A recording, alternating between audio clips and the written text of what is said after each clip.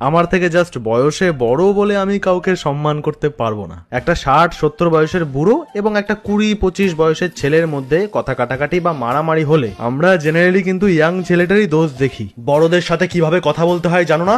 গুরুজন বলছে মানে ঠিকই বলছে। এসব জ্ঞান দি। সমাজের যুক্তি অনুযায়ী জেলে তো বুড়ো লোকেরা থাকেই না। এদিকে রেপ, হ্যারাসমেন্টের অনেক ঘটনা ঘটায় এই বুড়োরাই। দুনিয়ার বড় বড় ক্রিমিনাল এই বুড়োরাই। যুবক অবস্থায় যে হারামি ছিল সে বুড়ো হয়ে ভালো হয়ে যায় না, সে ওই হারামিটাই থাকে। অন্যদিকে 20 বছরের ছেলেটা ভালো মানুষ হলে সারা জীবন ও ভালো মানুষই থেকে যাবে। ঈশ্বরচন্দ্র বিদ্যাসাগর ছোটবেলাতেও ভালো ছিল, বুড়ো হয়েও ভালো ছিল। একই লোক বাচ্চা, কিশোর, যুবক এবং বুড়ো হয়, আর সাথে বয়ে নিয়ে চলে তার ভেতরে থাকা ভালো কিংবা খারাপ মানুষটা। তাই বাপ ছেলে ঝগড়া হলেই বাবা ইনোসেন্ট, ছেলে খারাপ, শাশুড়ি ইনোসেন্ট, বউ খারাপ, এগুলো ভাবা বন্ধ করুন। হ্যাঁ, আমাদের থেকে বড় মানুষদের প্রতি আমাদের মায়া, কর্তব্য এবং দায়িত্ব থাকা উচিত, তবে খারাপ বড় মানুষকে আমি প্রণাম করতে পারবো না। অন্যদিকে ভালো মানুষ হলে আমার থেকে ছোট হলেও আমি সম্মান করব। একটা মানুষকে তাই তার আচার আচরণ, কথাবার্তা দিয়ে জাজ করুন, বয়স দিয়ে না। ইতি একজন ভালো কোচি ছেলে।